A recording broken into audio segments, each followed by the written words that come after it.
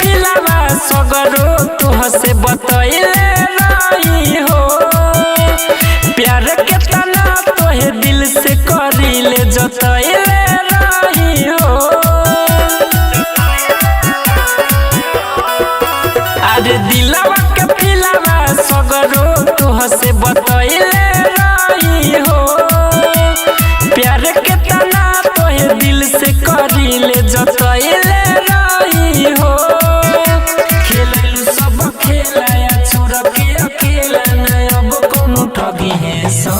तू जे कोनो लइका के माई बनबू त लइका खेलौना न लगी है सो। तू जे कोनो लइका के माई बनबू त लइका खेलौना न लगी है सो।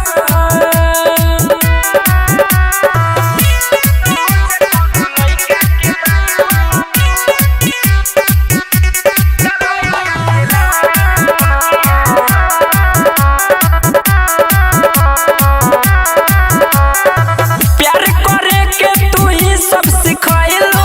धोखा का होला न कबहू बतैलू। संगे जिए मरे के कसम सब खा के दूसरा ही नामे के सेनुरा लगैलू। प्यार करे के तू ही सब सिखैलू। धोखा का होला न कबहू बतैलू। संगे जिए मरे के कसम सब खा के दूसरा ही नामे के सेनुरा लगैलू। रोले हमर माई दिल तुहरो दुखाई जे रात भर जगी है सो। तू जे कोनो लइका के माई बनबू त लइका खेलौना न लगी है सो। तू जे कोनो लइका के माई बनबू त लइका खेलौना न लगी है सो।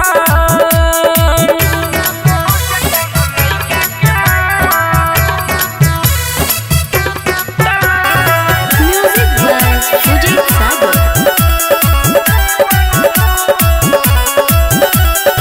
लइकिन के जब से भरोसा बा उठल। रोशन राजू के दिल जब से टूटल। अमित आशिक अब याद नहीं करी। आस के दिया बजहिया से बूतल।